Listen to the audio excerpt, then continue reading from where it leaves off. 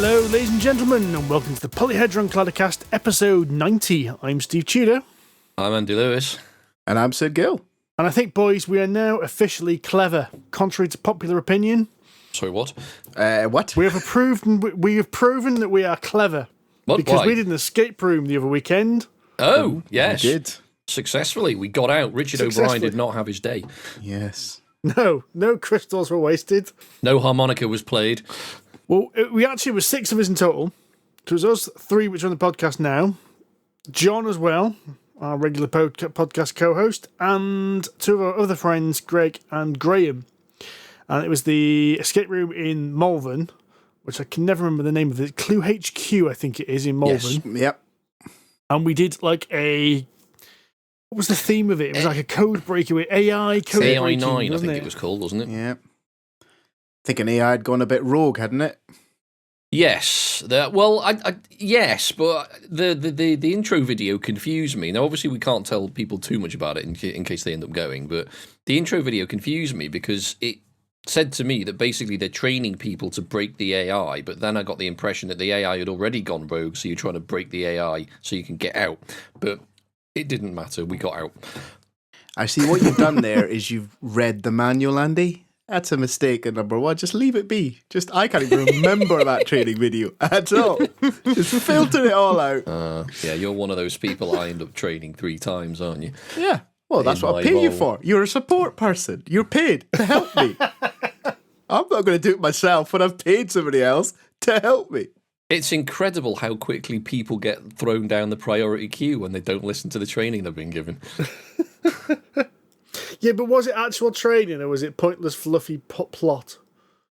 Oh, it was plot, wasn't it? Yeah, it was fluff. Yeah, it was fluff. I mean, I've got this game I got on Steam sale this week. I think it's Opus Magnum, which is a puzzle game. Mm-hmm. And it's got a plot to it. It's a puzzle game with a plot, and it's like, I don't care. Just get to the next puzzle. I don't care why I'm doing this puzzle. Just get to the next one. It's like giving Doom a plot. We don't really care. We just want to shoot monsters. Oh, Doom had a very intricate plot. You were outside, people died inside, and then you went in the door. I mean, that was enough. You didn't need any more than that. I'm pretty sure that's what it is it? 3 or 4 lines of text at the start explaining why you were the last Space Marine left. Monsters outside. Here's a rocket launcher. Go nuts. Done. That's all you needed. Nowadays, there's cinematic sequences, there's control, there's tutorials. No, I just want up, down, left, right, and fire. That's all I need. Go. You didn't even have up. It was forward, as left, right. Well, all right, it? Forward, backward, left, and right. Yeah, that's it. And then, fire, gun. Job done. It didn't have reloading. It didn't have fetch quests. It didn't have even worse, what they called, escorts. There's nothing like that. It's just, escort missions. Oh, God. Oh, you must be talking about the one that came out this century. I haven't played a game this century. You're still back in 1998. I'm still on point and click 8-bit graphics, mate. Good grief. You need to fire up the Spectrum again then. But yes, we did the escape room, and we are now the local record holders. Cha-ching. Which is nice. Was it 21 minutes we did this escape room? 25. 25, I think. Was it 5, was it? Yeah. It might have been 21 because we did start after 3 o'clock, so by the time all the faff started, then, yeah. Yeah, they didn't believe us at first. Even the person running it went, you did that a bit quick there, didn't you? That's because it was easy. Well, I was like, where's the rest of it? Exactly. I was genuinely expecting another door to open because all the other escape rooms I've done in the past have like 2 or 3 rooms, not just literally the one we were in. But, yeah, it was good. It was, but I mean, 6, and we were all sort of engineers and scientists, so... Like 2 people do that task, 2 people do this task, you 2 are on that, right, we'll do this, dum dum dum dum dum dum dum dum dum, 25 minutes later, we're done, let us out. I think we probably did put a bit too much horsepower into that room to really deal with it, let's be honest. Well, somebody, I think it was Graham, summed it up beautifully. That was 25 minutes of complete emotionless focus. It was great. There was no fighting, no bitching, no moaning. Everyone took up a role and did it, and then we won. Yep, exactly. That's efficiency, people. There we go. It was beautiful. And because we saved 35 minutes of the hour, that gave us more drinking time on your birthday. Yes, we did. We had a good drinking session, actually. Yes. The first time I think I've had a proper drink in the pub this year, and based on the recent lockdown announcements, Probably the last time I will have a drink in the pub this year. Yeah, Christmas is cancelled. Good. I can't stand Christmas. Scrooge McLewis over there. See, I support him fully, and I don't often support my learned friend there, but on this occasion, I fully endorse his views. It's a waste of time. It really is. It's just commerce, pressure, hassle. It's not a holiday. It's just spending most of it on the M6. It's bollocks. Leave me alone. That's both of you probably spending it most of the M6 as yeah, well, isn't it? Yeah. Sid spends a little more time on the M6 than I do, but yeah, he's pretty much, yeah. You know what? I'm happy to forgo my weekly trip to T-Bay services, or my yearly trip to TB services, if I don't have to be on the M6. Yes, it's a worthwhile sacrifice, I'd say. Not good. But anyway, we're not here to talk about how shit Christmas is. No. What are we here to talk about then, boys? Oh, I don't know. Oh, something that reminded me earlier today. Literally months ago. This is how slow my brain is at the moment. Rory, I think it was Rory, challenged the three of us, you, me, and Steve, to a painting contest. Like, by the end of the week in which we were recording, I don't know, podcast 15 or something, way back in the pre-industrial dystopia of 2019, to finish painting a single miniature by the end of the week. One of us, me, managed that challenge. The other two slackers are still to do it 6 months later. I want an explanation, boys. More importantly, I want my prize. Well, there was no prize. Well, I can't organise a prize. Rory organised a competition, so it's up to him to organise a prize. I will. As far as I'm I will concerned. take it up with the organiser. If you want to know what happened with me, I got my paints out of the garage, and then meant to tidy up my office so I could paint. Didn't tidy up the office. Then Amanda started complaining that the big box of paints were taking up room in the kitchen and making it look untidy. So they went back in the garage. And that's it. Yeah, that's the entire story. Wow, well done. That's poor. You could have milked that for a bit more, Steve. You could have said then I had to put things in front of them. I got a barbecue that got in the way, and then a lawnmower, and then some more boxes, you know. No. You suggest here that there was some kind of discussion or argument at the time. It was simply a case of it had to go back in the garage and basically went 3 inches into the garage, and then every time I went back into it for the next 6 months, I had to clamber over it. So sounds like my garage at the moment. I've deliberately left my tool set and my sort of electrics and electronics box, to my silver case, right by the garage door, because if they go anywhere else, I won't be able to get them out. There's too much crap knocking about. I dream of the days when I can have a shadow board. Oh yeah. Absolute dream, man. I'm going to have little tokens so that I know who's taken my tools. Right? It's going to be a system. It's going to be organised. There'll be a place for everything. Yeah, but the sort of person who takes your tool won't leave a token. Oh, that's a fatal flaw in the system there, mate. No, the world, the universe will have its way with that person, quite frankly. Will they? Okay. It's going to be RFID tags and everything, so as soon as it leaves the garage door, Sid will know it's been booked out. I might even put a leash on it that you have to unlock or something, and only I'll have the key. What, steel wire on a sort of elastic rotating? You know, like one of those big pingy bungee cordy things that you get when Aye. you like mobile phones in Currys or somewhere like that. That's it. Okay. That'll be good when you do You've a job. thought about this. Oh, I've got views. I've got vision, Steve. I just don't have the means with which to see them to their natural conclusion. Right. I think that's enough shite. I've got more if you want it, but I don't think that's why you invited me onto the session. So maybe I should shut up there. Right then. Let's get on to some news, shall we?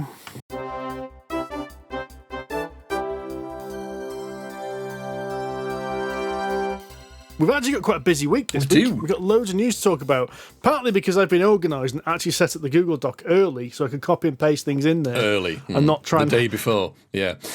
No, I shared it the day before. Yeah, that's true. It's been open a few days. I did think that, hang on, this is surprisingly well populated for a new document. What's going on here? So, the first one is one of our favourite gaming conventions in the UK is... Tickets are on sale for. That's Aircon in Harrogate. Are currently selling tickets for the 16th to 18th of April 2021. You can get the tickets from www.aircon.co.uk/tickets.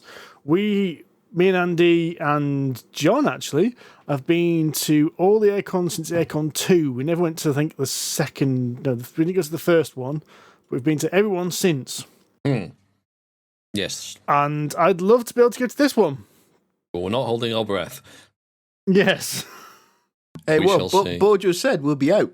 This is it. He's going to fix it all for us. Bo Now. just said a lot of things, mate. Which is why I don't believe him. We'll be out by December, mate. I'm sticking with it. We shall see. We shall see. But good luck to Mark and the Aircon peeps, because I'm reluctant to commit to getting a hotel and everything, but we'll see what happens. I assume it's in the same gaff as it has been previously. Yes, it's in the convention centre, which is one of the reasons why it got delayed, because even though there was a potential for it to happen in this year at one point, apparently the convention centre was one of the Nightingale hospitals. Oh, okay, yes. So that kind of screwed with things a bit. So, again, if things flare up again and they need the Nightingale hospitals, then it might end up being that again. But wait and see. Indeed. The next item on our docket is something I'm blaming entirely Andy for. Now, this could be, it just is random things that's been sent to me, but I still think Andy's chat on the podcast and on his Instagram page have sparked some kind of internet system off. Yes. Because we get sent emails about Kickstarters all the time. So, it seems like every single board game or tabletop gaming Kickstarter, we get an email saying, please mention it in your podcast or blog or whatever, and most of them just get put to one side or deleted. Well, this one is not for a board game. It's for a little plastic fish that you can put catnip in and give to your cats. So I didn't watch the videos. I've just watched one of the videos. We've lost Sid now. So the thing is, I honestly thought it was an awful board game at first about cats. And then the more I watched it, I thought, hang on, why the hell have I been sent this? There's no reason for this at all. All I can think of is because Andy has mentioned cats on the podcast and Kickstarter, some algorithm somewhere has worked out that we talk about cat-based Kickstarters. I suspect you're right, yes. It's going. I'll happily accept the blame for this one. Oh, it knows. Now, there's been a couple of big game company announcements this last week. The first off is that the previous directors of Blizzard are setting up a tabletop gaming company called War Chief Gaming. Ooh. It was announced Tuesday last week. Now, they haven't announced what exactly they're doing. They've basically just used the overreaching umbrella of tabletop gaming, and I kind of get the impression, based on the video, that what they're going to do is come up with a brand, so a setting, whether that be fantasy or sci-fi, we don't know. And then, no, they haven't got the rights to anything to do with Warcraft or Blizzard. You remember? Oh. This is not. Although it's the two people from Warcraft. Okay, fair enough. Yeah, Blizzard. It's nothing to do with Activision Blizzard. We shall see. We'll still see, but apparently they are. Are they going to call themselves Snowstorm? Well, they've called themselves War Chief Gaming. I think they've missed a trick there.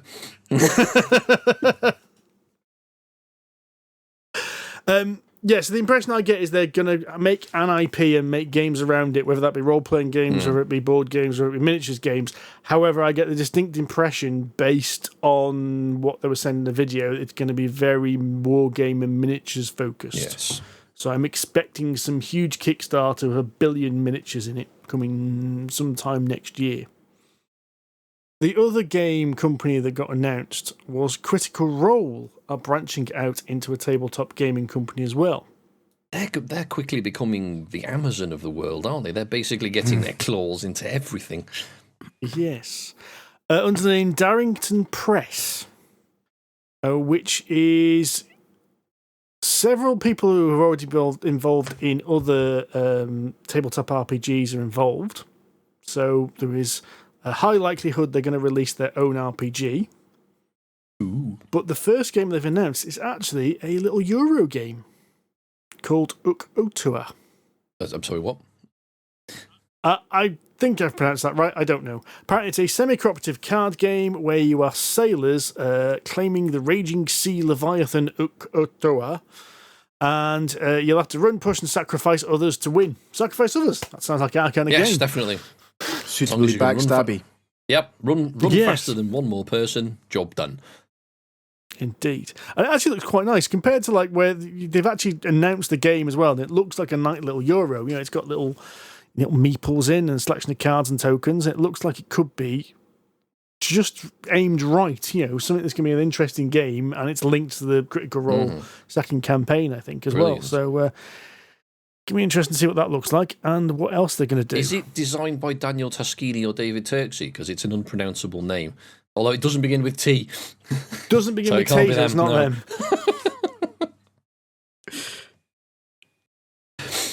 This next one looks serious. I was having a look at this today, where the Dragonlance, or a couple of Dragonlance writers who have published a trilogy of novels, if I remember rightly, or is it more? I only saw 3 in the article. Several. They've released several books, so I've read at least 2 of the trilogies. I think they did actually 3 trilogies, but they've done a lot of Dragonlance books. Okay. But they are suing Wizards of the Coast for loss of earnings, essentially, isn't it, is what it boils down to, for the princely sum of $10 million, which is quite a lot of money. So we can speculate all we want as to why, because obviously we're not privy to all the information, but you've speculated here Gully Dwarves and Kender, Mr. Tudor. Would you care to elaborate? Well, yes. So what's happened here is apparently they had a contract to write 3 more books for the Dragonlance setting. So Dragonlance is a Dungeons & Dragons setting that was big. 90s. I have the Dragonlance board game. Oh, yeah, you do. Yes. It's terrible. So... So the original kind of trilogy, which is the famous one, which is Dragons of Autumn, Twilight, Winter Night, and Spring Dawn, that kind of was based around this setting. Now, I can never remember which came first, the setting or the books, but basically the books were really, really popular, and they kind of both like catapulted each other. So they were a really big thing in the 90s, back when Wizards of the Coast, D&D, TSR as it was at the time, supported several official settings. Kind of with the exception of 1 or 2 books, D&D 5th edition has been almost entirely Faerun and Sword Coast. Margaret Weiss and Tracy Hickman were contracted, apparently, to write another trilogy of Dragonlance books. And the story, or the claimant's story from their point of view, is that their contract was suddenly cancelled. So the whole thing has suddenly been stopped, and they've been given no reason as to why their contract was stopped. So they're basically saying they're suing for loss of earnings because of this whole future of their earnings over the next 5 or 10 years has gone. Now, the theory online is this ties in with the bit of a kind of have you heard the orcs are racist position? I have heard of it. Yes. The timing is a bit suspicious, and it seems to be roughly around the time that this orcs are racist thing was kicking off. If you haven't heard of it, this is a couple of things around the internet which suggested that D&D orcs, and by association, or Tolkien orcs, and by association D&D orcs, are racist. They represent either black people or Asian people, depending on which way you view it, and they're a bad thing. Well, in the Dragonlance setting, there are 2 races which are particular of issue. There's the Gully Dwarves, which are basically thick dwarves, unintelligent dwarves that basically live amongst their own filth. They are completely idiots and they're useless. And then you've got the Kender, who are basically like halflings. They're basically Dragonlance's version of halflings, who are all depicted as kleptomaniacs. So the theory is that this aspect was a bit worrying to Wizards of the Coast. They basically just cut ties with the project and just went, nope, let's leave that well alone. Here's a carpet, sweepy. Right, yes. Okay, interesting. Whether that's true or not, we don't know, because at this point in time, Wizards of the Coast have not released their defence to this. Now, I don't know what the term is in American courts, but I know they have it. Basically, Margaret Weiss and Tracy Hickman have made a claim. Wizards of the Coast now get to make a defence where they make admissions and denials. So it's going to be interesting to see what they say based on that. Okay, well, I guess we'll keep an eye on that.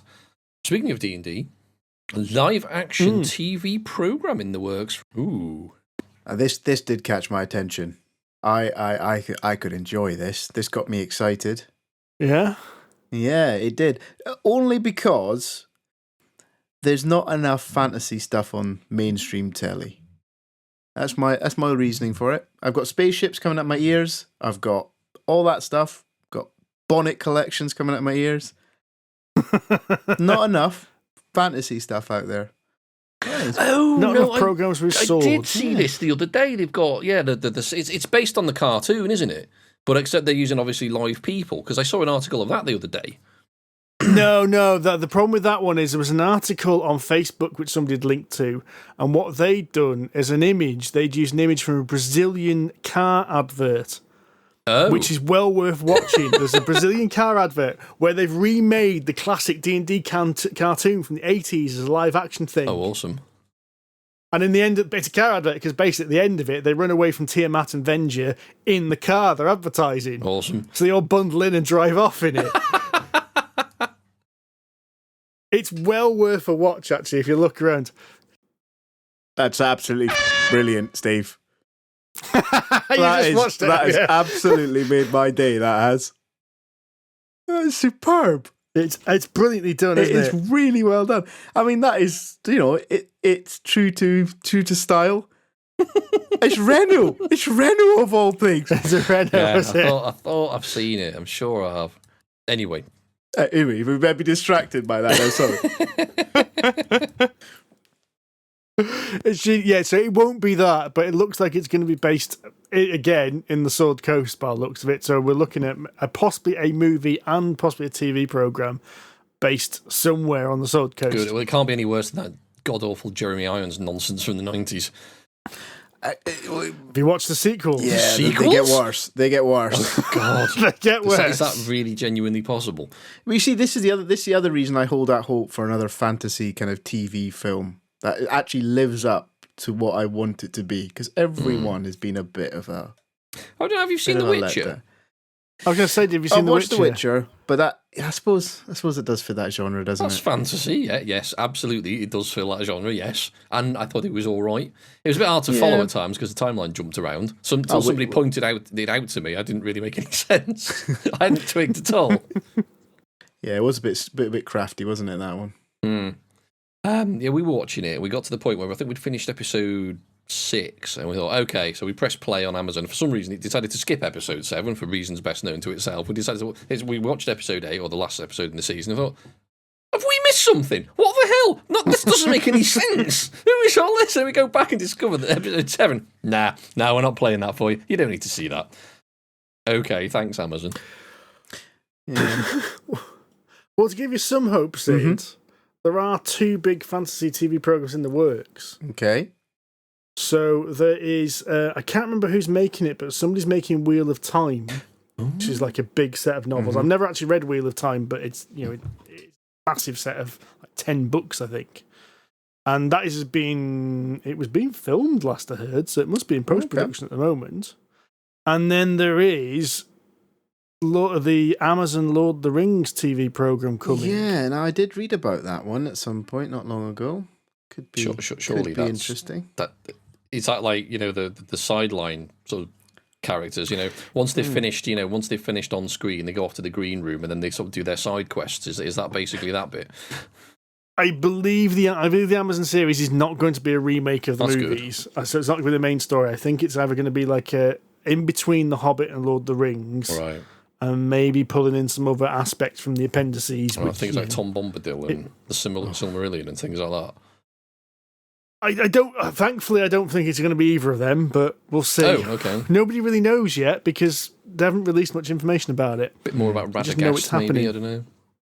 Okay, well, we'll keep an eye on that. Something to look forward to. Break up lockdown for the next 4 or 5 years. I heard rumours that Conan was going to be remade, but maybe I'm making that up. A TV series. A Conan TV series, but I might be making that up. Maybe I'm dreaming. I don't know. That's one of those ones every time one tries to remake every so often. Yeah. Because wasn't it done with Kevin Sorbo many years ago in like the 90s when he was big and he did like Andromeda and stuff? Was he Conan for a while? He was Hercules. That's it, Hercules. Yeah, I thought it. Wasn't he the other one? The other one. There's because there's 2 lots of barbarian stories written by the guy who wrote Conan, And I think they tried to make the other Barbarian series. I can't remember what it was. Oh. I'll give yourself 25 minutes or so, Steve, and it'll come to me. I'll come back to you. Conan the TV series in the works at Netflix. They say I knew I'd there seen you go. something. I'm not going entirely mad. Oh, so me whinging about not being any fantasy on the TV is just absolute bollocks. 'Cause it's all Hush gonna be your there. mouth, Mr. Girl. There you go. Netflix are catering to your demands. Well, not on TV at the moment. is the problem. That's fine. Patience. As long as you don't end up watching the third series of Discovery. Oh, God, let's not talk about that, please. Oh, I haven't started watching it yet. Is it that bad? I've Just seen one don't. episode of it. I'm not going back. It is shite. Shite. Dear. Tedious is ceases to be adequate. It was tedious and goofy at the same time. It was just bollocks. So no, I'm not. I've seen one episode of season 3, and it can go walk. I'm not interested. Go away. Michael Burnham is one of the least interesting characters in any series I've ever seen, and she's obviously the main character in this. This is one of the reasons it's bollocks from start to finish. Ugh, no. Anyway, I'm going to go down a rant roll if I carry on. They've just Shall we move on to talk about some yes, games yeah, you let's played do then that. before you get Actually, let's do that. While I'm in a Right. ranty mood, I've got a bone to pick with you, Tudor. You are costing me some more money, you bastard. You introduced me to Escape the Dark Sector, and that now has an expansion Kickstarter that's currently that's currently live, and in it you can also get Escape from the Dark Castle. Okay. And I may or may not have backed it, you bastard. Well, really, I'm sure you've backed it for just a few pounds. Absolutely, you yes. know. That's what I'm known to do. Skimp on it, Andy. That's what they call me.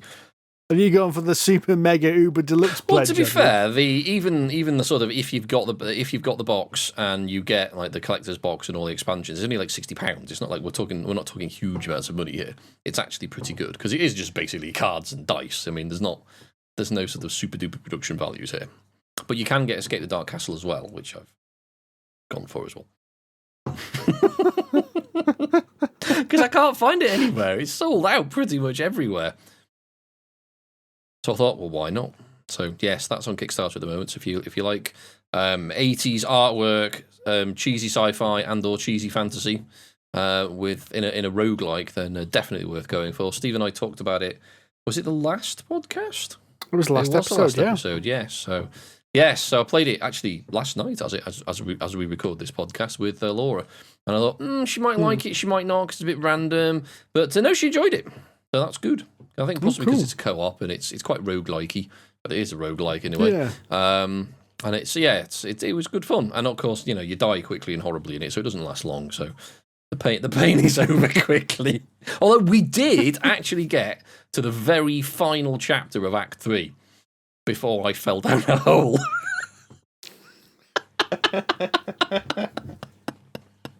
What a way to die. You get through guards, monsters, everything, laser cannons, security lasers, all of that. You get all the way through it. What do? Fall down a hole. Well done. And died. Yay. Oh, dear. I don't know if you've seen the monsters at the back of there. Have you actually looked at the stats on those things? Jesus, even if you do, I had a quick look even at if one. you do last until the last monster, you ain't going to last long when you get in there. That's horrible. Anyway, we should move on to some games we've actually played. Shall we start with Back to the Future? We have been sent a copy of Back to the Future. Now, I've got to get the name of this right, because there are 2 Back to the Future games out at the moment, which came out within like 5 minutes of each other. weeks of each other. Yeah. So we got sent a copy of Back to the Future Dice Through Time, I think it's called. Yes, I think it is. Yes, that rings bells. Which is a dice-based co-op game based on the Back to the Future movies. In this game, you will be travelling through time in your DeLorean, trying to fix the things which Biff has stolen. So you'll be trying to stop events and then take items back to their original location. Yes. Each player gets their own little DeLorean and starts off in their own period of time, with like 1985, 1955, 1985, and 2015, which are basically 4 rows long board. And you get your nice little coloured DeLorean.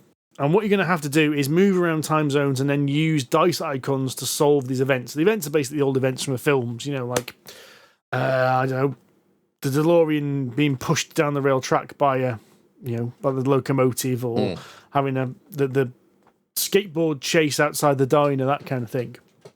But the way the game works, which is quite interesting, is to do your actions, you're going to have a set of four or five? Four. You have a set of dice, which you roll, which have all got different symbols, and each symbol allows you to do a different thing. Some of them allow you to, all of them can be used to move, but some of them allow you to move fast.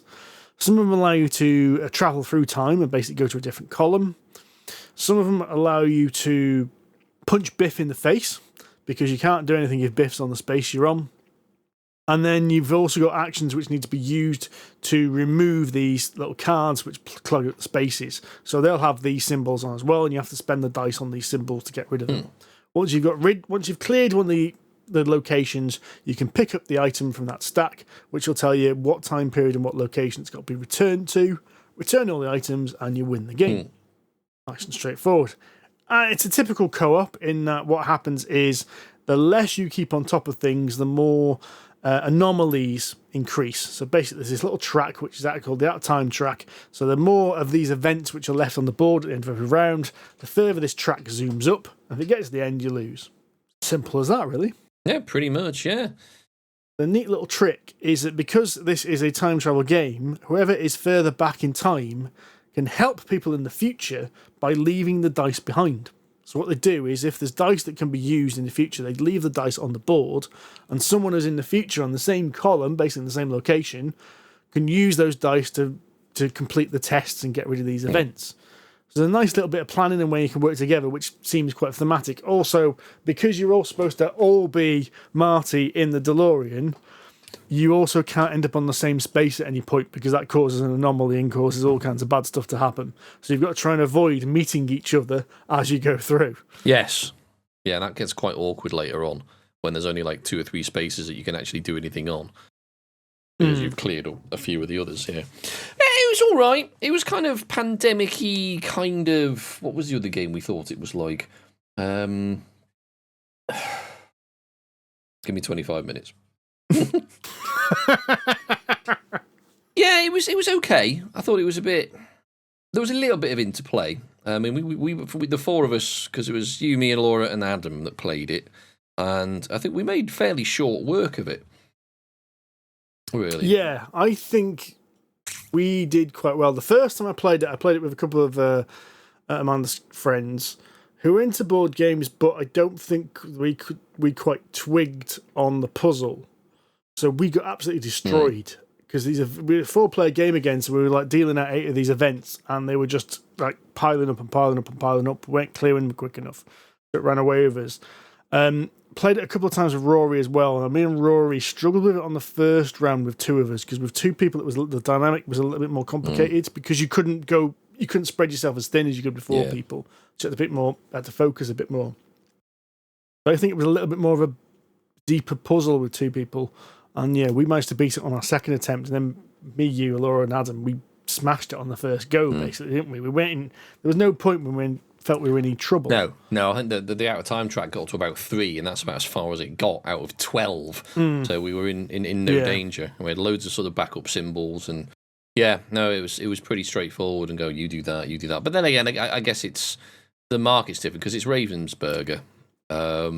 Yes. So it's more aimed at families and kiddies and that kind of level of game. It's not hobby board game material, but it was functional. I think if you've got kids into Back to the Future, then it's probably worth getting. But I wouldn't buy it myself, if I'm honest. Yeah, I think we breezed through it a little bit because we're all seasoned board gamers, as it were, and we've played. Well, you've played Pandemic Legacy quite a few times, haven't you? Yes, twice, in fact, all the way through. Well, most of the way through the second one. We're still to finish your copy. That's abandoned now. We're never going to get John back to play that. I think maybe me and you should just finish that off. Or I should just play it solo at one point, just finish the damn thing. I think we probably should, yes. We started that the day we recorded the first podcast, don't you? Yeah, that was 4 years ago. Oh, God. Jeez. That's terrible. And they've released Season 0 now, don't you? Yeah. I'm probably going to get that. So yeah, back to the Future. I think you're right, Andy. It's not aimed really at us. It's aimed at the more mass market. It's aimed to ready to get the market built up ready for Christmas. I think. Yes. And I think you're going to see this in John Lewis at Christmas, if John Lewis is open at Christmas, of course. But I think you're going to see this on like Christmas present ideas, and I think it's a good one for that because I think it is straightforward enough that hobby board gamers can pick it up easily. Whereas if you do, I mean, we only played it on normal. We didn't ramp up the difficulty to the next level. But if we'd have ramped it up, I think we would have had a bit more of a puzzle with it as well. No, I agree with that. Yeah, I think you're right. It's definitely aimed at the families for Christmas and that kind of thing. And the rules aren't complicated at all. It is literally, roll your dice, do 4 things, next player. That's it. It's really, really straightforward. Yeah. The admin's a bit you have to keep on top of just in case. But yeah, straightforward, easy, fun. Not for us, but not bad. Yes. Excellent. Next. It looks really nice. Pictorially, I'm just looking at the graphics on it. Oh, yeah, the artwork's pretty good. The artwork and the style of it is really quite nice. Very colourful, very... all the locations on the board are, you'll remember them from the films. You have to have seen all 3 films, though.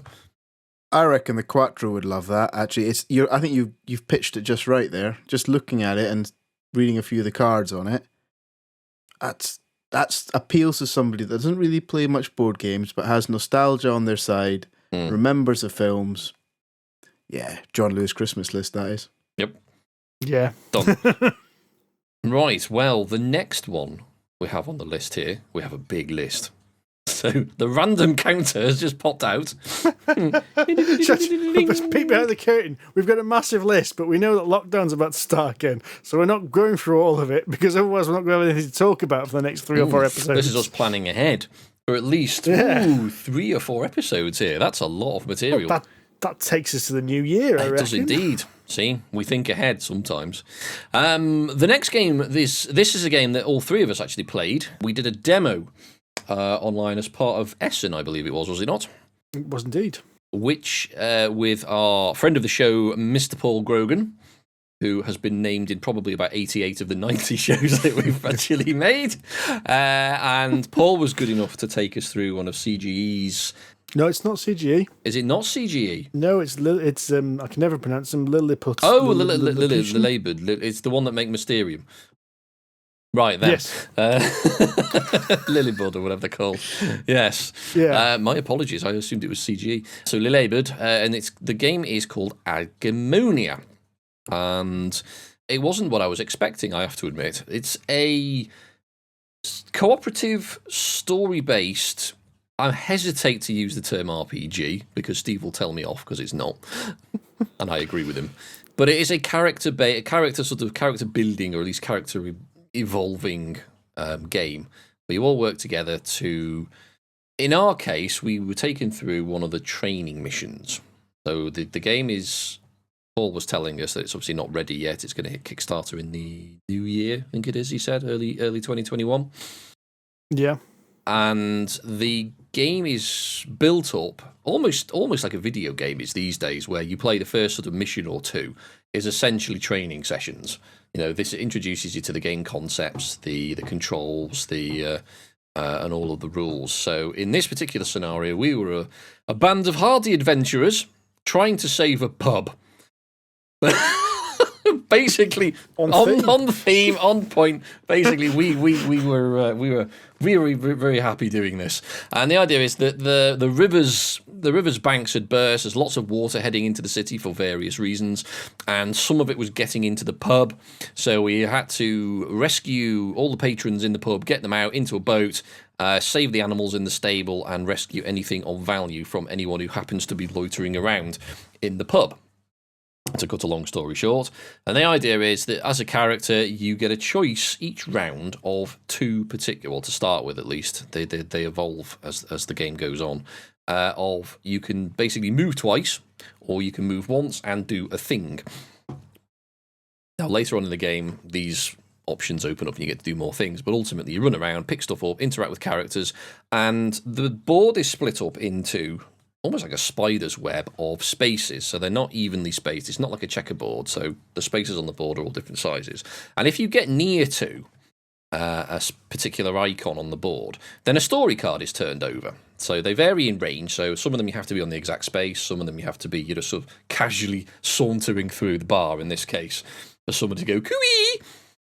And a story card is turned over, and you then have to make a decision whether you want to bother with it at all as a team, who's going to do it, which option you take, because sometimes there are skill checks to do, so you might send the right person who you think will do the particular skill check, or at least stands the best chance. And at the end of the scenario, you'll get points and rewards depending on how many of these quest or event cards, I suppose, that you complete. And that's pretty much it. Now, it's quite tense. There's a limited number of actions in the game. I think you play 4 rounds, I think it was. I got the impression that was scenario dependent, but I don't know because we only saw one scenario. So I think it's also player dependent. I think more players got more rounds. Fewer players got more rounds. That's probably right, yeah. So you'll get a specific number of actions. Yes. That makes sense, yes. And I think you're right, Steve. I would imagine it would both depend on the scenario. So bigger scenarios probably would take more rounds. So we took 4 rounds, I think it was. Yeah. So Sid, you buggered off to help the animals in the stable and looted. I did. And looted a cart that happened to be in there. Very cockwind of you. Whereas Steve and I were sort of wading knee-deep through slurry in the bar because the sewers had burst, and we're basically saving the pet cat of the barman's daughter, and I managed to carry some luggage out onto the steps belonging to some decrepit old merchant. But we successfully did most of that, so that was good fun. A little bit of chandelier diving from Zorro Tudor over here. And it was all good fun. It was very straightforward. We played with a lady from the Dice Tower, whose name escapes me. Mandy from the Dice Tower. There we go, yes. We all got into character, which was good fun, and got on really well. It was very straightforward. Paul's very, very good at describing how games work anyway. He takes you through a kind of learning step. Right, do this, then do this, and right, this now happens. So he'll introduce a new facet of the rules as well. So if you haven't watched Paul's stuff, I do recommend you do it because he is very good. And by the way, actually, our playthrough was broadcast, so it is actually on Paul's YouTube channel. So it's on the Gaming Rules YouTube channel, available to watch. But so it is it's obviously scenario driven. The game is still under development, so we don't know much more than what we've already seen and the little bits that Paul was able to tell us at the time. I think he said something like, is it 31 total scenarios, I think, in the hopefully in the finished product, of which 3 are the tutorials. So there are 3 sort of initial maps which take you through things like basically the basic movements that we did, and then there's going to be introducing combat and sharing spaces and presumably interacting with team members and things like that as the game goes on. So by the end of those 3 tutorial missions, you'll understand everything you need to know about the game, and away you go. But, I think as a taster, I think it's fairly safe to say we all enjoyed it. Yeah, I thought it was a really, really good RPG. I'm going to use the word. It's not it's not a proper RPG. You're not living your life through the character. I accept that, but as a bit of an amuse-bouche into the world of RPGing, I think it's a good place to start. I was very impressed with it, actually. Yeah, I thought the systems, the way it did it, was very good. I thought the story it presented and the options were also quite good, because I also kind of felt that even though we tried to do everything, it was set up so you couldn't. Yeah. Which I think is always the best way to do one of these branching story things, because at least then there might be a little bit of replayability where you kind of go, well, I did A last time, I'm going to replay it again and do B. Yes. Hopefully that's going to happen further out as well, because that gives these things a bit more longevity. Yeah. Really, it was, as you said, it was a simple system. I mean, you walked somewhere, you rolled some dice for successes, and what was interesting for this dice is there was no failures on the dice. It was only successes, and it was the number of successes. So if you needed to do a test and you needed, 3, and you were rolling 3 dice, you knew we were going to pass. It just didn't know, how well we were going to pass. But if you only had 2 in the dice, but the test required 3 successes, it was a bit of a gamble then.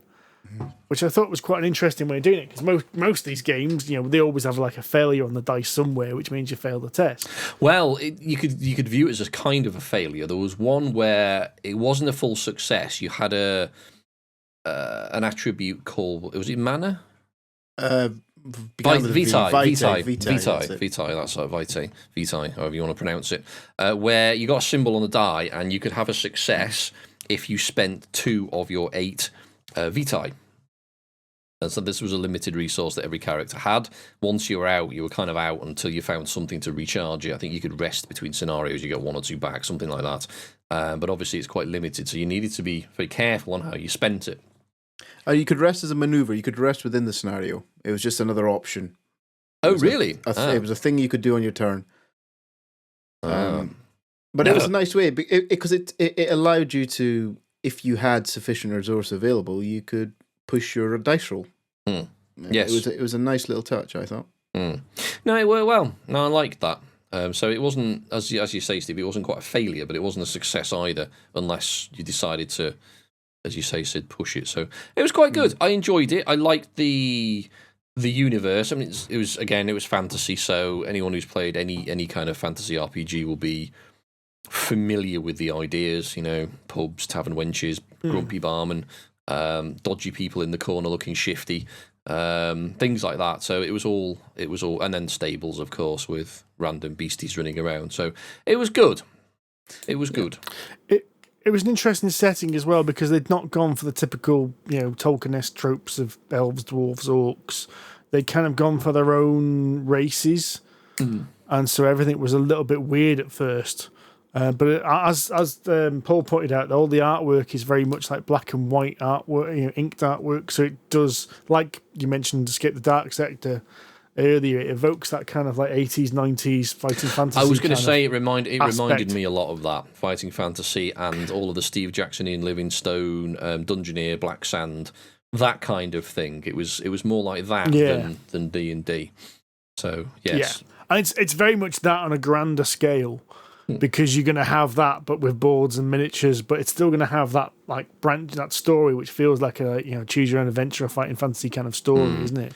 I have to say, I do wonder. I was thinking at the time that when Paul was describing the rest of the game and how it's being developed and where it's going to go, that if each map is going to have its own separate board, then how big is it going to be? I assume it's going to reuse modular tiles. I would have thought, but this is. Yeah, you kind of highlighted my concern at this point, because not that long ago, me and Adam played the Role Player Adventures, which is the role player game where you roll the dice to make your stats. And there was the Adventures one, which was like an additional game on that. Me and Adam played the tabletop simulator version of that, and we really, really liked it. And I was all for it until it came to Kickstarter, and I saw the price. Because that was another thing which had this huge, massive campaign laid out before you and did the same kind of thing with this branching story and choose your own adventure. And my concern at this point is this could end up being very expensive. Yes. Because it's got to have all that artwork. You think the amount of cards we went through just in that scenario to tell that story. Yeah. If you imagine that they're going to... how many... You said there was like 30-odd quests. If you imagine there's that level of cards and as you said, modular tiles for all those scenarios, it could end up being a bit of a beast. I think the maps or the scenario play map, that's actually going to come as spiral bound as a book. So it's going to be like Stuffed Fables then. Yeah, and some I think from what I read or saw, I can't remember. It was going to be most of them were going to be like a 2A4 spiral bound book, so you could open it up. And that would be your setting, and then there was going to be a few kind of bigger bits to add on, which I thought was actually quite a good way of keeping that price down, keeping the size of the box manageable, and various things like that. But I thought it worked really well on Tabletop Simulator, actually. Yes. Yeah, it did actually. Yes, it did, because there wasn't I mean, you say, Steve, and I agree with you, actually, there's probably going to be a lot of cards in the game for, 30-odd scenarios, each scenario having its own sort of deck of cards, as it were. But there wasn't much else going on in the game. There was a little bag of counters you could use for, success. We've done this on a mission, so here's a success token, and you mark that. But beyond that, there wasn't a huge amount else, which does, A, keeps the cost down, but also does highlight the game's simplicity in its operation, despite it being quite narrative driven, which is good, which is a good thing. So I expect, actually, it's possibly going to be something like a cross between Stuffed Fables with the book and Gen 7. Okay. Because Gen 7 has a lot of cards in it. But again, that's a game of discovery. It's got decks of cards or chunks of cards for various aspects of the game. Now, I haven't played it yet. I'm still trying to find 3 people to sit down with it regularly. I know it's been slated in rubbish, but I bought it, A, because it was cheap, and B, because I'm curious. And I do kind of like, sci-fi and good story, as it were. So at some point, I'll sit down and play that and tell everyone what it's like. But I think it's going to be a bit like that, actually, in terms of, the size of the box. I don't think it's going to be much bigger than a regular box, because Stuffed Fables fits in a standard box, Gen 7 fits in a standard box, and there is a lot in there. So it should, if they do it well, I think it'll probably be that sort of size. So we might be okay on price, maybe. It also means that, and I'm sure they've thought about this, that it's probably quite easy to add another quest on the end of it. Just produce another book and another set of cards, or additional scenarios that you can do with fold-out maps on piece of paper or whatever. So I suspect we might be seeing probably expand-alones, I would have thought, in the future. Yeah, if it's a success, definitely. Yeah, so we'll see. We'll keep an eye on that. So yeah, that was Agemonia from MacLeod, or at least it will be once it's on Kickstarter in expected early 2021. No doubt me and Andy will be poring over that one, deciding whether to back that or not. Deciding whether to back it. That decision's already been made, mate. I think you might even see me backing that one, actually. Ooh. I really enjoyed it. It was right in my wheelhouse. As a RPGing the way we play regularly is one thing, but that I thought I could sit down with Quattro. We could have a scenario of an evening in an hour or so, nice and relaxed. I'm really interested by that. I'm going to keep an eye on that one, I think. You could even get Jai involved in that. Give him a couple of years, mate. Right now, he'll flip the table, but he'll chew the counters or flip the table at this stage, right? But no, I'm really interested in it. I really enjoyed our playthrough of that. I think you're right. The level of complexity is such that I think, it's going to be easy to get that to the table, I think. Because I'm thinking, like you mentioned, the flip book. I mean, I thought neither me nor Andy have got this, but Jaws the Lion came out this year, which is the kind of mini Gloomhaven. And I know we both love Gloomhaven, but I've not been tempted to get that because Gloomhaven is a bit of a complex beast. It's a beautiful beast, It is. But it's a complex beast, and I'm put off because I can't get it. So I'm just waiting for the bloody online versions of the campaign, and then we can all do that in co-op on the computer. And we can kiss goodbye to our social lives. Yeah. Don't need to go anywhere. I can't afford the time that you guys can't set a game up and leave it around. Well, I can't afford the time to set it up. That's one thing. And then I can't leave it alone without it being disturbed. Yeah. So something like that where it's nice and, I can get into it very quickly. I can get my hour of enjoyment out of it. I can put it away again. That could be interesting to watch that one, I think. Yeah, Steve, an hour, he says. An hour. Yeah, whatever. Well, I might have to, take a photo of everything where it was, put it away, and then get the photo out to rebuild it again the next day. Yes, definitely. But yes, no, we like that. Would that be your first Kickstarter then, Steve, Sid? If you went for that? It might well be my first Kickstarter. Yeah, there might be the one I popped the cherry on. But there's a long time before next year. Do you know what comes next after this, Steve? We're gonna have to keep an eye on your Sid here, because the next step is a Kallax. Don't you start. Sue's already gone on at me tonight. In fact, that we need a Kallax. There you go. So the slippery slope, mate. It's a self-funding thing because once you get a Kallax, you've got to get things to put in it, and then once you start filling it up, you have to get another one because you've got more things to put in it than in it. So then once you've got another Kallax, you've got all of those spaces you need to fill again. It's a horrible cycle. Hey, look, Lawrence Llewellyn Bowen, right? Just back in your box Alright? I don't need you redesigning my living room and making space for me to store more stuff in. What about the room you're currently in? There's very little in there apart from a couch. You don't need that. Get rid of that. Put the games in there. Job done. You've got a dedicated boardroom already. Done. Look, just don't talk to Sue, please. You're banned. So that was Agemonia, and it'll be coming out to Kickstarter next year sometime. We will let you know when it comes out, because we'll be ribbing Andy for going balls deep in it. Probably.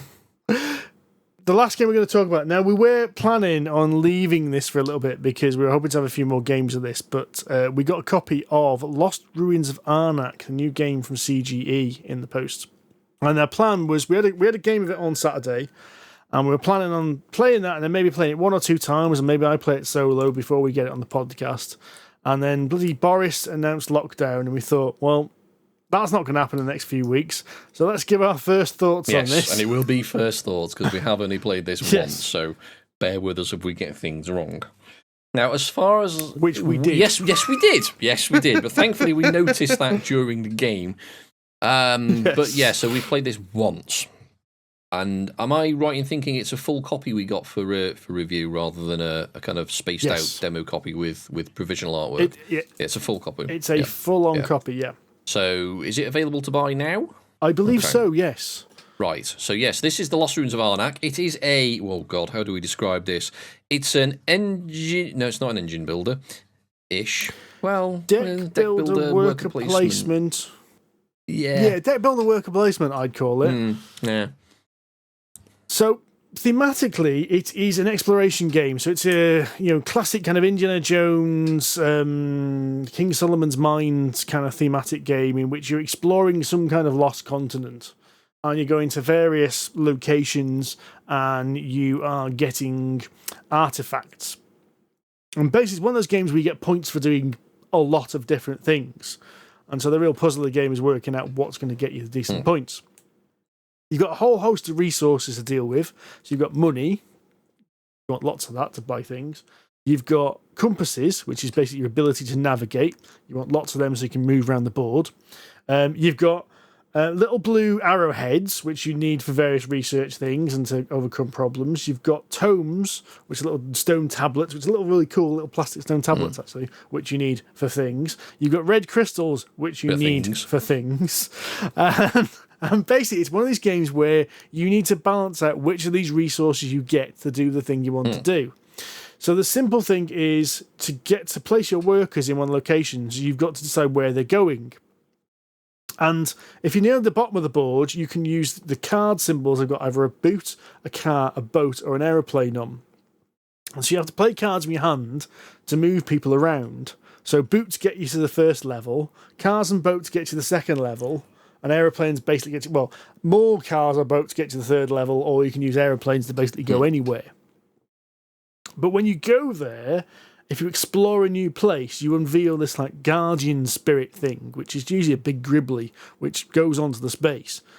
And if you end up staying on that space at the end of your turn, you get a crap card called a fear card, which goes into your deck. So if you play any deck builder like Dominion or such like, it's that thing that clogs up your deck and stops you from getting an efficient hand draw every time.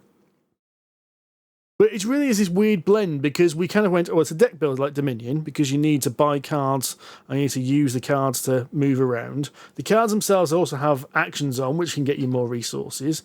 You need to spend resources to open up the dig sites. But then on the other side of the board, you've got this kind of, you'd call it the David Toschini track, which is like a track which is on, in Sulkin or anything like that, where you've got research and you've actually got two little tokens which have to go up it, and like one has to go up behind the other, which unlocks more abilities and more resources, but unlocks loads of points if you get to the top of it. So really, I'm not going to say it's a complicated Euro, but it's one of those Euro games where you've got to work out what to do to get the resources you need to do things which will unlock more resources to do more things. Yes. We were both crap. At least you're honest, guys. The number of times Steve and I have said we're crap at a game is now beyond counting. I think it's just fairly... Let's just assume that Steve and I are the lowest of the low at games like this, and everyone else is probably better. Well, to give you an idea, Sid, this track on the right-hand side went up, and the points went up each time, and they went up like 1, 2, 3, and then started going up in increments of 2. Mm-hmm. So it started at 1 point and went to 22. So it was quite a sizable track. We were on like level 2 and 3. Well, no, and we were looking at it thinking, how the devil do we get above that? It was tough. But we came to the conclusion that basically you probably want to focus your entire strategy going up that track and do literally nothing else. The problem is, though, you have to do other things to get resources to spend on the research to go up this track, so you can't just focus on the one thing. So it's quite a clever game. I mean, it was mechanically very, very simple. You know, you've got a hand of 5 cards to start the round, and you do an action. And that'll be either, you know, go to a dig site and take the action there. So it'll probably give you some resources, maybe a fear card, depending on what's there. And then you can do what they call free actions. So it might be like acquire a gold coin if you've got a card that allows you to do that. And you can do one of those on your turn, then it's the next person's turn, then it goes around, and everyone sort of does all of that until everyone can't be asked doing anything else or runs out of stuff to do. Pass, next round. And there's only 5 rounds in the game. So it rattled on quite quickly. Especially with only 2 of us, especially because we got the first round completely wrong and only did 1 action each round. This is a bit quick. How are you supposed to do all this with only 5? Oh, wait, hang on. So, but then, you know, you can go to a dig site or, as Steve says, you can explore a new site. So as the game progresses, more and more action spaces get revealed. And the more stuff you get means you can explore further, which means you can reveal more powerful action spaces. And, you know, I mean, this mechanic probably isn't going to sound too unfamiliar to sort of seasoned Euro gamers anyway. And it's basically a sort of boiled down version of that. But it was I quite liked it. It worked well. It was straightforward. I thought it was quite clever the way in which the cards are very multi-use. Because you could either use them for the travel symbols to get your little chap, because you had 2 little explorers which had to go, which is your worker placement aspect of it, which had to go on the various dig sites. And you could use the cards for that. A lot of the cards then also had an either-or option. So you could either use it as a free action, which usually got you some of the minor resources like the gold and the compasses, or could be used as a major action, which would do something like discard a card from your hand to get you a bigger resource, or, you know, things like that. And what I really found quite, and somebody's going to tell me this is not unique, but it felt unique to me, was it was a deck building game where you were taking consecutive actions after each other. Because most deck building games really are based on Dominion, where you get this deck, you get this hand of cards, and you can take 1 action, which is either do a card action or buy a thing. So you basically splurge all your cards and go, right, that's all my entire hand, and with that in hand, I'm going to do this. Now, the way Dominion works is you then start chaining actions, because a lot of the cards go another action. But what you do is you stand there and you do everything that's in your hand, and then it goes on to the next person. And a lot of deck builders work that way. But this had this thing where you took 1 action and the board went round, around the table. So you still had cards in your hand. And you had to be a bit careful because you couldn't, it was worker placement. So if an explorer goes to a spot you want to go to, you couldn't. Yes. You know, you had to get there first, which is, again, not something you usually find in this kind of game. So I thought it was quite clever. I thought it actually made you have to think about it a bit more. Yes, especially when we realised that you can't move your workers around once they're already out. Yes. Like, yeah, we can move them around, it's fine. Wait, no, we can't do that. Oh shit, you've got to think about this now. So yeah, in a single round, you've only got 2 workers. So you've really got to think about where you want to actually go and plan your moves and think about which resources you want to get, to see if you want to focus on going up this ridiculously long track, or whether you just want to buy loads of artifacts to get you some points there, or if you want to sort of loiter around and take on the big gribbly that's guarding this site. So if you go to a site, you can still do its action, but at the end of the round, if you haven't beaten up the Guardian, you get this fear card, as Steve says, which, again, clogs up your hand. So there's a balance there, say, well, I really want these things, but I don't have enough stuff, because there's like a cost to basically tame the Guardian, and I don't have enough stuff to beat this Guardian. So I'll have to take the fear card, which is a bit of a problem. Or you say, so actually, I'm just going to go here and beat the Guardian up because I've got all the stuff, and the Guardian gets me 5 points, which is quite a lot. Because it's essentially how I only won by 1 point at the end of this, you know, with massive scores of like 21 and 22 or something, because Steve and I were big scorers. Whereas I think we got, so was it 28 and 29 or something? I can't remember, but Something like that, yeah. Whereas if you got to the top of the track, you would have got like 25. It was like, okay, and then you would have had all the other things you accumulated. So it's obviously like we're still at the beginner level of this game. Yeah. We are not proclaiming to be any good at this. But I mean, I killed like 4 of the Guardians, which got me, whopping great 20 points, which was definitely worth it. And if you kill the Guardian, of course, you get a one-time sort of free action as well, or at least another action to use it. It doesn't need a card to do. So there's definitely benefits to do that as well. So there's lots of options in the game, lots to think about. But I think despite its apparent simplicity, it was quite deep. Not quite as deep as like your actual Toscini, Terzi kind of Euro, but it was that level below, which means it's more accessible. But same gives you that option to you flex your thinky's muscles a bit more. Yeah, and because it was only 5 rounds long, and a round, a turn really doesn't take long, so I can't imagine there's going to be a huge amount of dying time in the game. Is that it'd be over in an hour, maybe an hour and a half if there's 3 or 4 of you. I think it said half an hour per person, something like that. That's what estimated, yeah. Yeah, and I think that's probably because even with learning, that's pretty much how long it took us. So with seasoned players, definitely, yeah. You'd get through it quite quickly. If I'm going to be picky, I think it needs an extra round at the end, but that's possibly also because we were shit.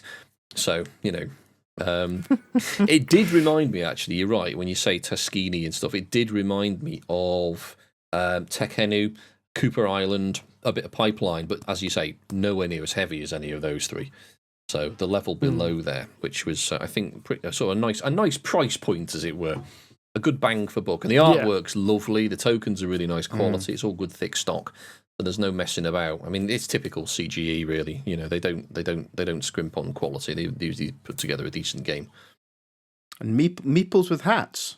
Meeples with hats, quite big. They look like cowboys, actually, more than anything else. Yeah, I think they're supposed to look like Indiana Jones style explorers, but you're right, they look like cowboys. But really liked it. So I'd like to play it again. I'm sure we will. In about 6 months' time when we're allowed outside. So that was the Lost Ruins of Arnak from CGE. So we have got a couple of questions. Well, actually, one main one, but which we can go into because I have did do the call out for questions, but it was a little bit late. If you do have a question, just drop us a line on Twitter or Facebook. Or if you go to the website, there is a link to an email address there. So if you go to polyhedroncollider.com, and we'll stick it in the show notes ready for the next episode. So we are always looking for questions. It doesn't necessarily have to be gaming related, of course.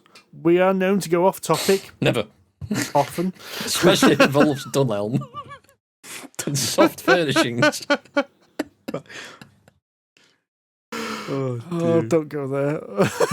No, don't go there. You end up spending hundreds of pounds when you only went in for a couple of curtain hooks. Oh, yeah. Right. So, Budge Wilson asks, he says that in the past, he's found online role-playing a little bit hit or miss, with the tech causing players to become more detached. However, with the current situation, it seems to be the only way to get a real RPG hit. Thus, he's about to try DMing online. Don't do it. He says he knows that we have been playing plenty of RPGs this way and wants to ask what method we think is best for both players and GMs, Roll20, Zoom, etc., and any overall tips. He also wants to know what our favourite and worst tabletop RPG moments were, but we'll come back to that one. I think the list is quite long for that last point, but... that could be a complicated one. Yeah, we'll address the serious question first. God. I mean, as a group, we use Roll20 as its sort of primary interface because it does support many, many, many games, primarily D&D, but it does also do things like Blade in the Dark, it does Heart, it does Alien, it does others that we've all used. Yeah, I'm currently setting up Forbidden Realms in there, and it's a beautiful character sheet for that. I mean, a lot of it is fan-made, but they're all beautifully and well done, and they're all automated. So, click a skill, and it does the dice roll for you. And I think considering Roll20 is actually free, provided obviously you don't want all of the fancy features that Steve and I pay for because we're DMs, then it's really, really great interface considering it is literally free. So, yes, definitely worth trying. It's not the only one. Others are available. I know we talked about one that was being set up a little while ago. I haven't tried it yet. So yeah, we do. I keep meaning to say from the point of like podcasting, we should try the other two. The other two big ones are Foundry and Vistral, I want to say. Now, a lot of people swear by Foundry, and I believe it's really, really good for D&D. Right. I think John's tried it, or at least he's looked at it. I vaguely remember him saying he's looked at Foundry. I think. I don't know how far he's gone down the rabbit hole. Not far, I'm guessing, but... It's not Vistral, sorry, it's Astral. Astral is the other one, which has also got a few games. It's got Call of Cthulhu, Pathfinder, Forbidden Lands, all that built into it.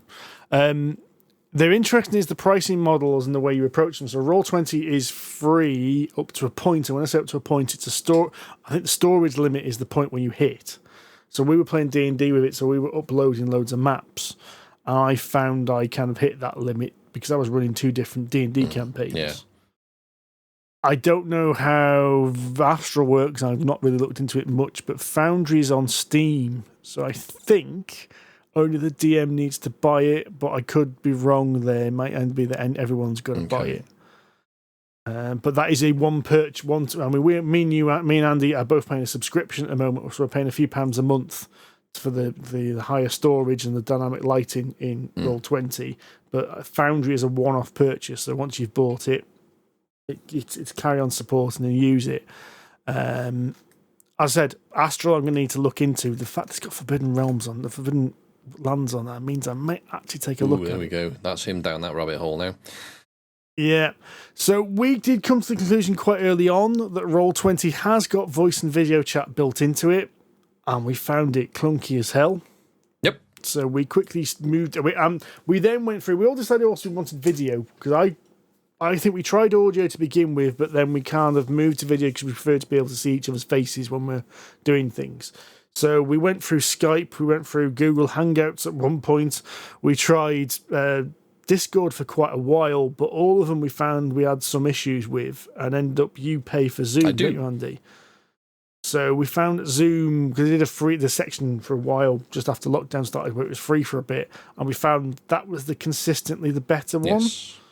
Now, a couple of our players still have issues, but I think those issues are more down to internet connection than due to the software, but issues do exist. Yeah, I think the video quality I think on Zoom is better compared to all the others. Discord has a lot of features around it, like all the groups, and you can add and subtract people and things like that, but I think overall it was a little unstable, just because it's obviously server-based, I guess, so the servers at high use times kind of shit the bed a bit. The video quality wasn't as good, so yeah, generally Zoom seems to suit our purpose, but of course your mileage may vary. Well, I think it's a classic, isn't it? Is if you ask one thing to do too many things. You know, Discord was trying to do chat, it was trying to do sharing your games, it was trying to do a lot of other things, and it was a jack of all trades and master of none in some respects, whereas Zoom does one thing, and fair play to it, it does it very well. Yeah, I mean, we are using, just to let you know, we're using Zoom right now to record this podcast.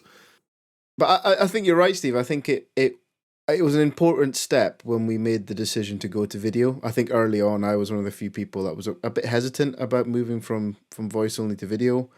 But do you know what? Looking back on it now, I think it was absolutely essential. It's made the gameplay better. It's made the flow of it better.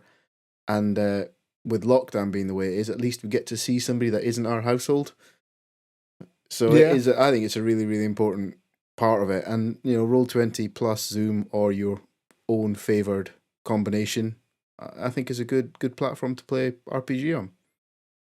Automation of the dice rolls and, you know, scripts and stuff that you can put into those systems just make it move much quicker. You don't have to remember and total it up on the back of a piece of paper and stuff like that.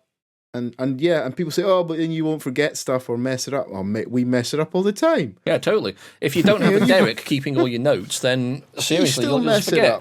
Yeah. And Budge has kind of touched on an issue I actually found when I did face-to-face role-playing on a table, is that I prefer, or at least I used to, not having a map in the middle of the table. with miniatures and stuff on it, because I actually found it really, really distracting. Or rather, the players would just focus on that and not listen to anything that was going on around them, because they were so fixated on how far away things were. And obviously online, you just got an icon on a screen and you can work it all out much more readily. Yes, again, it can take the player's focus, but you kind of get used to it when it's on the screen, because you can just sort of look at it and look away and then go back to the camera. Whereas if something's permanently in the middle of the table, I always found it as a DM certainly very distracting. So I always tried to shy away from using them whenever I could, because I just found them to be a pain in the arse. Use the power of imagination. I think the advantage with using the virtual tabletop, though, is that that map can be anything. Yes. I can just drag an image in. I can drag in tile sets that I've got from like Patreons or Roll20 itself, so I can adjust maps. So when I say like, oh, there's an upturned cart over there, I point to a picture of an upturned cart. Whereas when you do it on the tabletop, you can't. You know, I know some people do, but you can't generally go to that level of detail in every game, and so you end up like using a whiteboard marker and going, "Oh, okay, that little square there, yeah, that's an upturned cart there," and people start going, "Well, are they rocks or is that a river?" I'm going to say, yeah, exactly, yeah. Oh, the salt cellar is this, and the pepper pot is this, and the banana is yeah, exactly. So, and of course, you can draw on the screen as well if you need to. So you can, I mean, you're frequently drawing web effects on the screen. I cast web, but it's on these, and you draw a little sort of makeshift web. So having it online does actually have a lot of advantages, and as we are prone to do, myself and Sid, of going off-piste from time to time, when Steve has to throw together a hastily put together scenario, it is literally a case of drag and drop into the scenario, add a couple of tokens from his resource, and all of a sudden, wallop, you've got a map. And we've talked about in the past things like all the creation tools in the background, like not Dungeon Delver, what's it called? The art programs that you can use. Oh, like Dungeon Pater and Dungeon Draft and things like that. Yeah. And you can use those, if you're a DM that actually prepares things, that you can put together all of that. And a lot of them are really easy to use as well. So having those on hand can help. So, I mean, it does take some getting used to. I mean, it took us a while to get used to it online, even when we started a couple of years ago. God, has it been that long?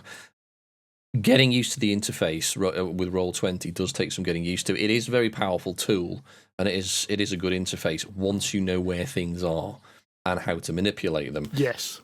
Also, if you are going to use Roll20, and I'm sure it's probably true of the other interfaces as well, learn how to write macros, because they can save your life. They can do a lot of really good things, but some of them can be quite tetchy if you don't get, I'm sure John will probably say, no, it's dead easy. It's just syntax, Andy, because he's a professional software engineer, but the rest of us are not. So we just hack and slash, throw things together from the internet, go, that nick should other work. people's, join it together. Exactly, roll. yes, that'll work. It'll be fun. Why is it not working? Then you go on the forums and so. All you're trying to do is roll initiative, things like that.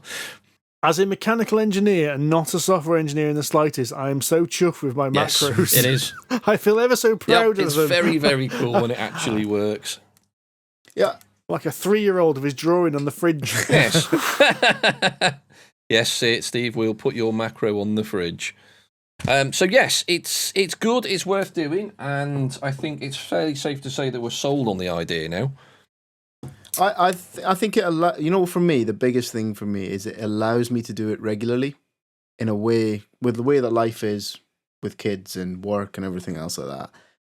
It's easy to join for a couple of hours of sessions, sessions that we do with it being online. If it was in real life, I'd have to commute to somebody's, which would take half an hour, say. And that, that would eat into the time. Whereas with this, you can, 10 minutes before you need it, you turn your computer on, you're ready to go. So, it's by no means do I think it replaces a face-to-face gaming session, but I think it adds, and I think they're complementary. They're not replacements for each other. You could never get away from, face-to-face RPG sessions. But I think with Roll20 or whatever online, you're able, from us anyway, from me especially, you can do it more regularly, and it's quick and easy.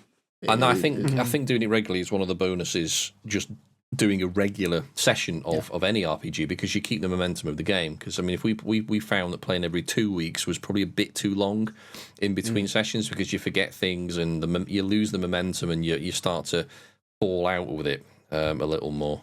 I mean, you've pointed out the time saver there, Sid. When I did the tabletop the actual face-to-face session of Tyranny of Dragons, getting people together was a real hassle. People travelling, you lose time, you don't get as long to actually play the game, and you've got to get out of work on time. And if something happens at work, obviously that's your session taking half an hour of hit or whatever it is. So having the convenience online is definitely a plus point as well.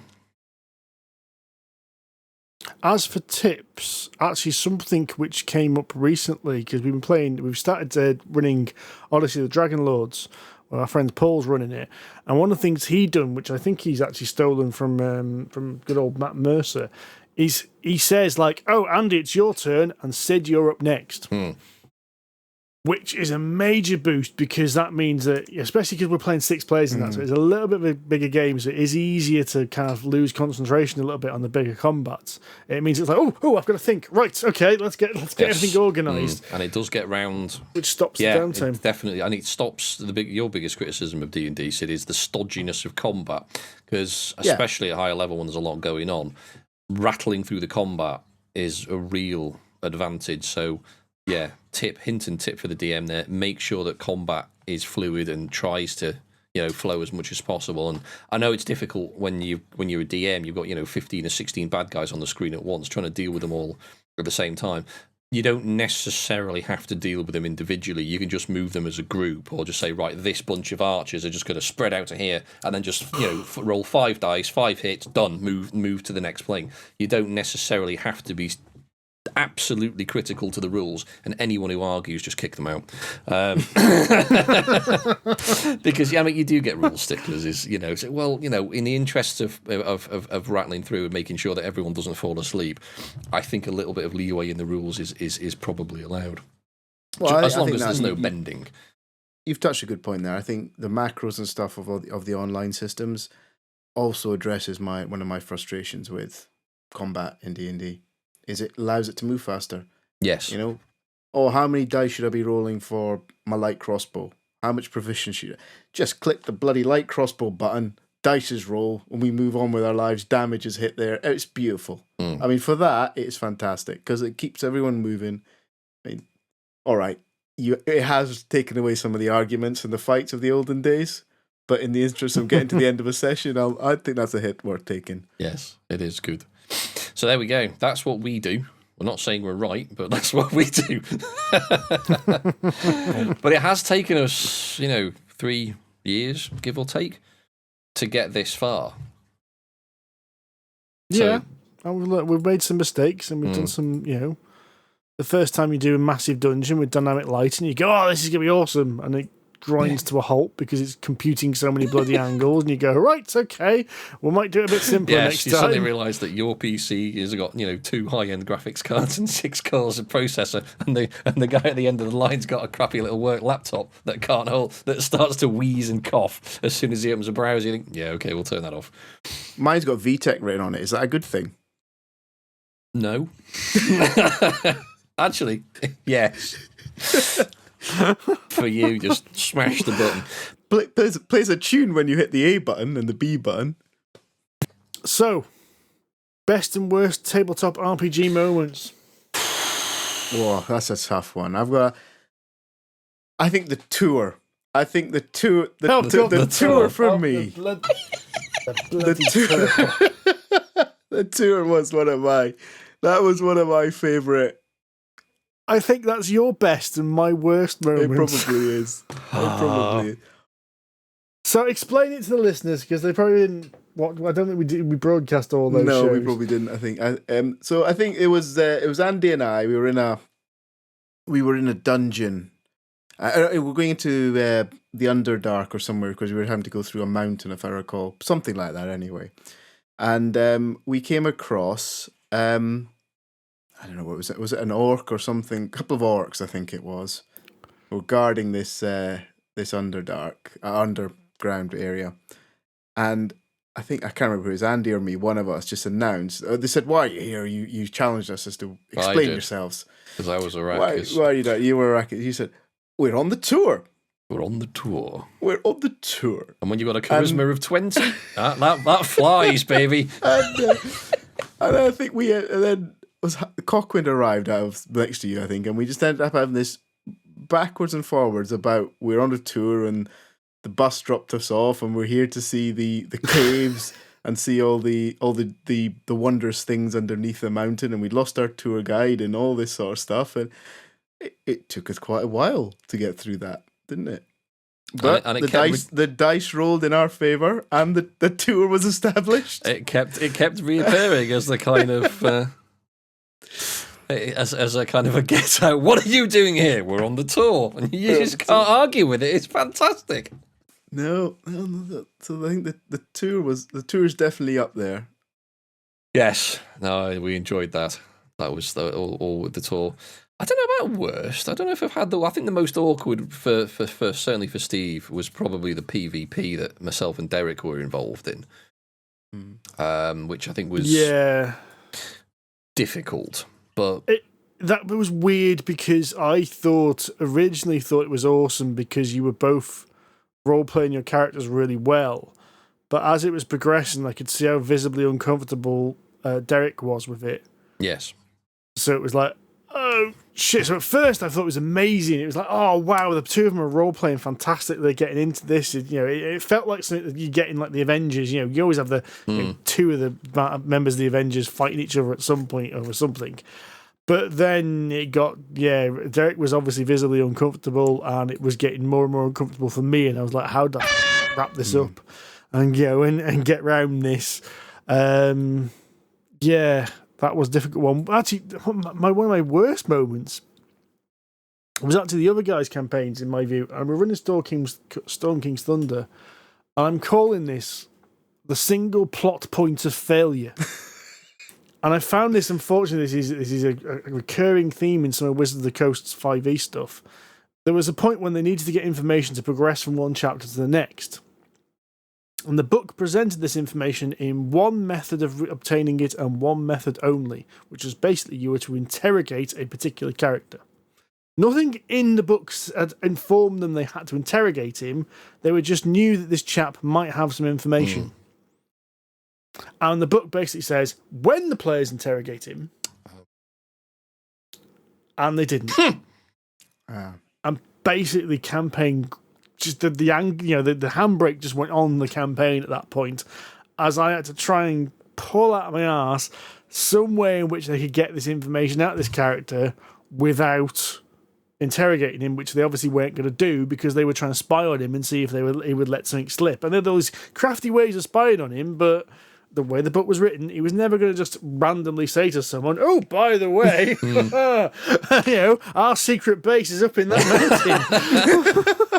Yeah, there's a few things like that in some of the recent Wizards of the Coast books, because I do find some of them are very peculiarly written. Like, they'll give you information about some random stuff in a room and say, if the characters do this with this particular item, why would anyone do that with a book? Why would they try and throw it across the room so it turns into a flurry of dubs? No one does that. They rifle through it searching for gold or scrolls. That's what happens when someone ransacks a room. They don't give a shit about anything else. So I've got two more. I've got another fave D&D one, and I've got a non-D&D one. So I'm going to go with the non-D&D one, just to give us a bit of variety. I think I know where this is going. And I've got to say, and it was our Alien session. I think you guys have touched on it. But that last little bit of Alien, where we revealed the android. You're a bastard. And in Chariots of the Gods. Yeah. That was... I loved that. I didn't sleep for a week after that. I was buzzing, absolutely buzzing on that one, and that was magnificent. And it was me. And of course, we're playing online, and you were trying to do one thing, but as you're talking, you're typing furiously a secret message to me over Facebook message about what you're actually doing, and then I've got to try and interpret that and show the dice roll on the screen so the players think you're doing what you verbally said you were going to do, but are actually testing for the thing you told me you were doing on Facebook chats. Like going, yeah, why don't you do this? And it just we got a little bit of lucky there because the dice rolls made your character do something which was a bit crazy, which meant that you could just cover that. We could just go, oh, look, it's the dice rolls that have caused him to do this. Yes, A lot of things. I don't know, it was just lucky dice rolls or how it worked, but it just all played out. Those last sort of few minutes of that session were absolutely fantastic. Actually, that's another advantage of playing online. You can send secret messages to the DM, which is a lot more difficult face to face. So if you are playing semi-co-ops or if you're playing characters with agendas, it's a lot easier to keep those agendas secret from the rest of the players online. I think some of the best things happen as well when something goes wrong, basically. Yeah. You know, although I think a lot of players, and I think John would really love it if his half-cocked plan worked perfectly, but I always think these things work best when something goes horribly wrong. Like, to give the D&D example, the characters were raiding a ship, and they were on an airship, and they had to get down, and they could have just landed and jumped off. They could have abseiled. They could have used the harpoon gun and used it like a zip wire. But they came up with this convoluted plan where basically one of them wild shaped, one of them teleported, and one of them used a polymorph spell to turn Rory's character into an eagle. The problem was, as an eagle, then he had 8 hit points, and the ship below them just moved their harpoon gun and went and shot the eagle out the sky, and which immediately he dropped to 0 hit points, and then polymorphed back into a paladin in full plate armor, run straight down into the sea. And that entire combat was brilliant because their plan went horribly wrong due to a good dice roll from the guys on the ship. And when we were playing Alien the other day, you guys were in the APC. I thought you were just going to watch this dropship go along, fly past and run the other way. But you went, no, let's chase that dropship. So then we had this massive fight between you guys and the APC.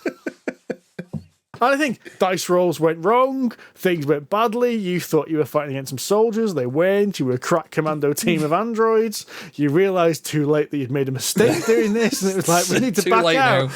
Oh, we've destroyed the APC. I think you're right. I think it is generally when things go wrong or things don't go to plan, more to the point. I think that probably fed into the way that we, certainly me and Sid, play RPGs as well. I think we feed on exactly chaos. We are able to pull things out of our trousers quite well just as players. I don't know if every player is able or willing or comfortable in basically flying by the seat of their pants. And if every DM as well, obviously, is less capable of that as well. It takes a lot of experience. I'm not saying people won't be capable of it, but it does seem to be the way that Sid and I play. It's like, no plans, let's just wing it and see what happens. So being very adaptable definitely helps. Certainly for us. But as a DM as well. There's a lot of good moments we've had and some bad ones. We've had some. Have we touched on any bad ones? We've had a couple of DM bad ones. So what's your bad one then, Sid? I'm just trying to think my bad one actually.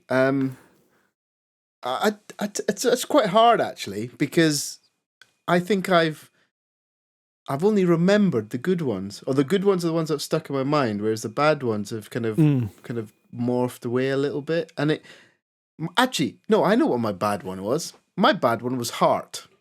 Oh. That steaming pile of stuff that just took too much of my life up. And yeah, I think my worst is probably Heart as a total.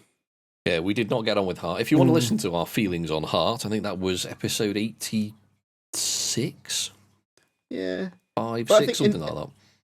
I think for D&D, I think my worst is the issues that you guys know, my disgruntlement about how combat plays, and I find it very stodgy and a bit. But that's not the game's fault as such. I think it's we've demonstrated that we can learn and get better at that. So.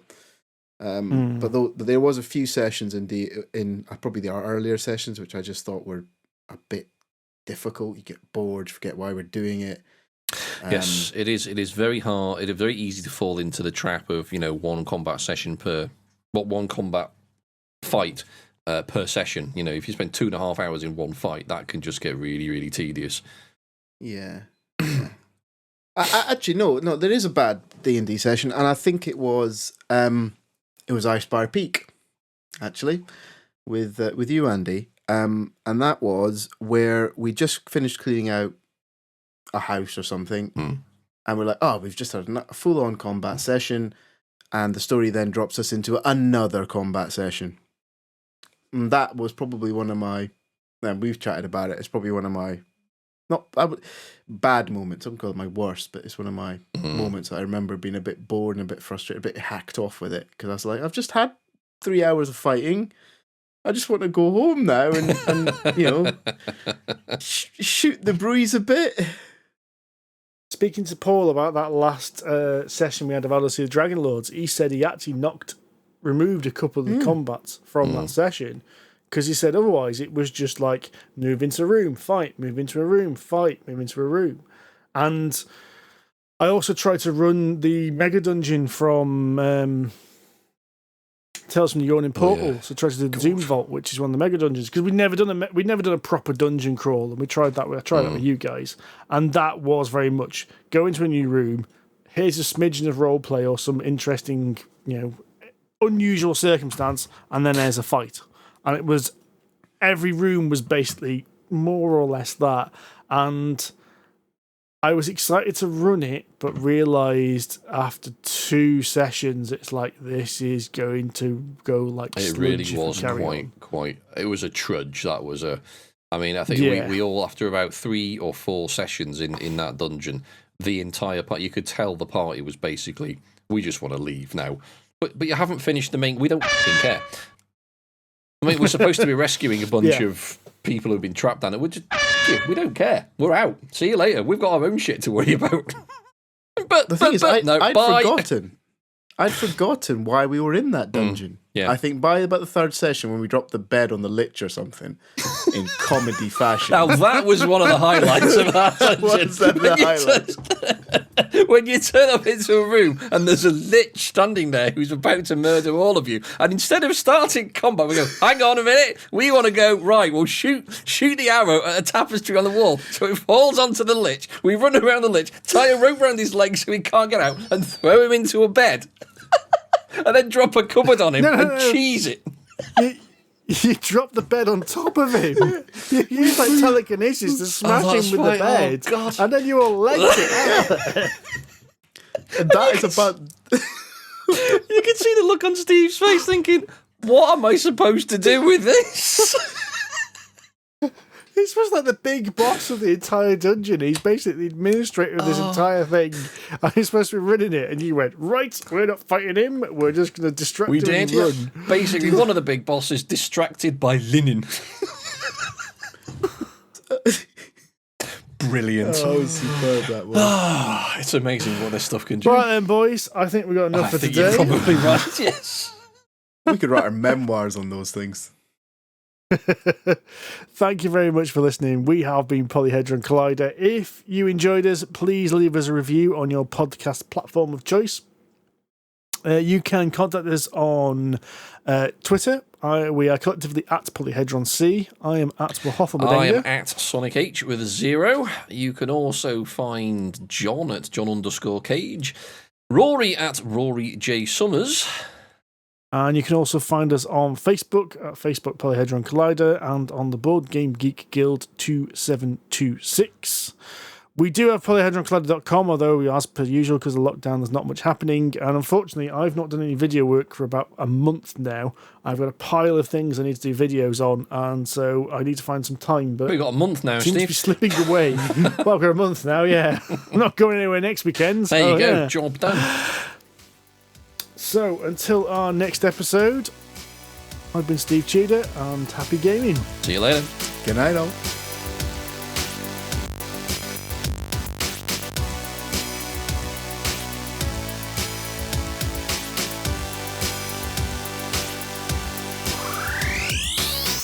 And he's gone. Oh, we'll come back to that then. Oh, he's back. No, sorry. It's the reason I was making a load of noise is because I thought Alora was doing something, but it's not Alora. It's Kipling trying to get into the bag of cat food. Ah.